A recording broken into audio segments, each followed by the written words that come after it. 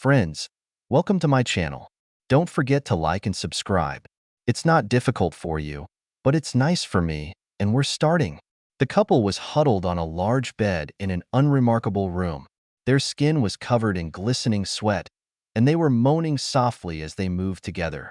The private investigator was bent over a small screen, impassively watching as the lovers lay on a hotel bed, recording a scene for a client.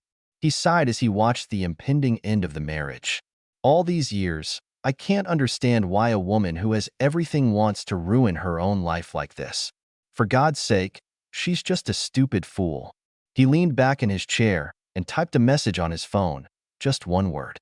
Fool, clicked send, and everything was done. He stared at the screen, waiting for the next action, which he knew was going to happen. He was instructed to continue recording until he was signaled to stop. He knew that the husband of a well-used woman was about to enter the room. It wasn't the best decision, but he was assured that there would be no violence unless the bastard attacked. In this case, the husband will defend himself. It was a risk, and he knew it, but he kept a record, and there was a copy for him too, if he needed it for any reason. Quickly, less than a minute later, there was a knock on the door of the room with the lovers sprawled on the bed. Room service. The man sighed, but got out of bed and wrapped himself in a bathrobe, threw a blanket over his lying lover. The detective watched him approach the door. Showtime, he thought to himself. The man opened the door. The detective heard a muffled conversation. He knew what it was about. The client outlined to him the expected development of events, but he was concerned about his husband's reaction when he came face to face with the man who made him a cuckold. The detective hoped that his colleague would have a restraining influence, but he was still nervous. The woman suddenly sat up in bed, wrapped in a blanket.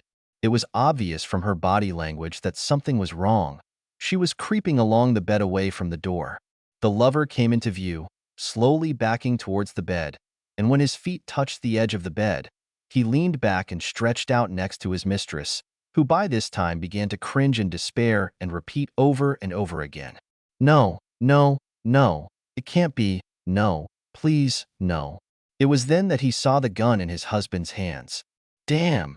He was too far away to stop what was happening now. He was helpless. Don't fucking do it, man. Just don't fucking do it. He thought about his colleague. Where the hell was he?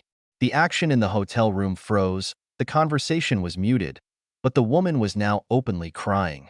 The lover was sitting with his hands raised in surrender as the client stood in front of them. He listened. Okay, first of all, we're done. We're done. Finito. Kaput. Do you understand me? No, no, it's not what it seems. Shut up. She cringed away from him. She had never seen him like this before. On the other hand, how many times had her husband caught her in bed with another guy before? His eyes bored into her as she sat wrapped in a hotel blanket. Her lover became emboldened for a split second and made a mad move towards her husband. The husband, who was praying for any excuse, instantly hit the barrel of a pistol on the head. The satisfying crack brought a grim smile to her husband's face. The woman saw it and shuddered. Her scream strained her husband. He pointed the gun at her head, his eyes wild. Listen.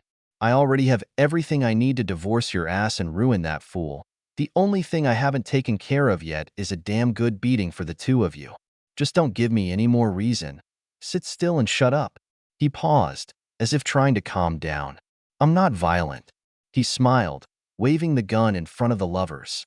Anyway, I decided that both of you will pay and pay dearly for fucking. There's no way you're going back to the house. There's nothing for you to do there. And I don't need a fool anymore. All your things, whatever they are already packed and on their way to your sister. You have no money, no credit cards, nothing. Is that clear? The woman just looked at him dumbfounded. Do you understand? He swung the gun again. Yes, I understand, but what about? She began. I don't need your questions. I'll decide what you need to know. Is that clear? She nodded slowly. Although at that moment everything was mixed up in her head, she was in shock. By the way, the children are fine, thanks for asking. They already know what a cheating fool their mother is, so don't expect any sympathy from them. If I were you, I'd give them a few years to calm down. They were pretty upset when they found out that you and that jerk were fucking in our bedroom a few weeks ago. Yes, dear Rebecca, They saw and heard you. What I cannot and will not forgive is your complete disrespect for our marriage and our children." She gasped. A sob escaped her throat, and she put her hand to her mouth. She had no idea that the children knew. The realization made her think feverishly, remembering how her lover snuck into her house and they ended up in bed for almost the whole day. She did not see her children that day, did not see how they stayed late, and then returned home, looking sullen and withdrawn. She also didn't notice how thoughtful and upset her husband was because she was too busy scheming and thinking about herself and her lover. He stared at her, letting the words sink into her mind. "Oh, did I mention that the bastard's wife knows all about you too? Well, it will be a pleasant surprise that you can give your lover when he comes to his senses. We used the same legal team for our divorces, still saving money." She gasped again when a groan from the floor meant that her lover was coming to his senses. "Well, why don't you help him? After all, you got into a mess together. Maybe you can come up with something." He laughed. The person watching the screen breathed a sigh of relief. Even from here it was clear that the anger was under control. That's unless that bastard opens his mouth and says something stupid. On the screen, the husband looked at the camera and smiled. It was a signal. Back to the script. "Thanks the hell for that," the detective thought. The text message was sent again, and he leaned back in his chair and breathed a sigh of relief as he looked at the screen. There was a knock on the door of the room, and a man entered. He was wearing a long coat and a felt hat, and he was holding 2 large envelopes in his hand. He was the first to approach the woman. "Are you Rebecca Polson?" She nodded sadly before muttering, "Yes, it is." "Thank you, ma'am. You were served." He turned to her lover, who had managed to sit on the edge of the bed and was now rubbing his head. "Jonathan the fucker?" "Excuse me, sir. Are you Jonathan Green?" He nodded. "Yes, damn it. It's me. They've given it to you, Mr. Bastard." The messenger turned and disappeared in a matter of seconds. Steve Polson looked Jonathan Green in the eyes, and Jonathan Green felt hatred. He shuddered, trying to look away from those gray eyes. They reminded him of a wolf. "By the time you figure it out, I'm already making big use of your life. You'll get what you deserve from your wife, but I'll get mine soon, buddy. Your wife doesn't want you at home. She took her children to her parents, and as you know, her dad has the resources to really ruin your life. So, buddy, I don't need to do time for you 2 crooked bastards. I'm going to leave you now. I wish you a good life, and I'm sure you'll have something to talk about, so I'll leave you alone." With that, he turned and left the room.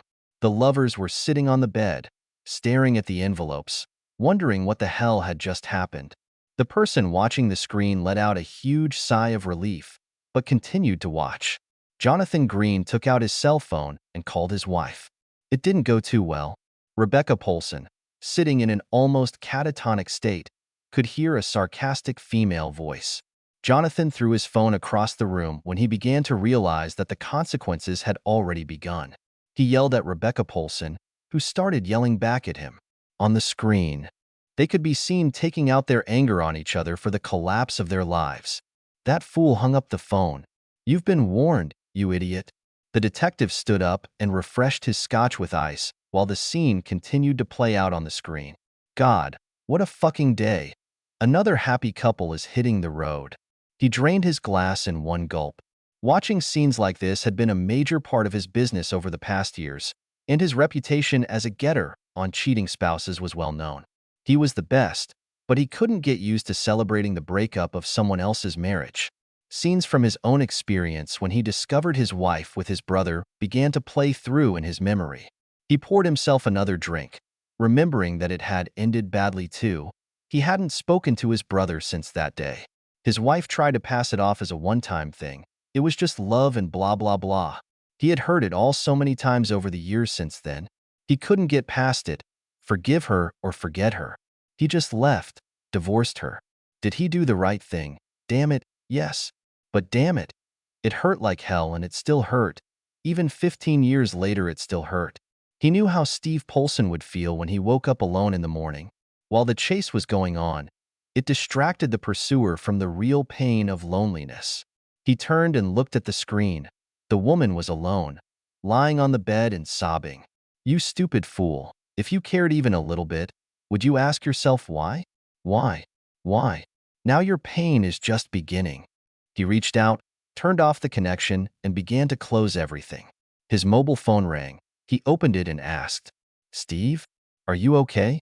You made me worry a little bit." "Yes, I have everything written down, and it will be ready for you tomorrow. See you. Bye."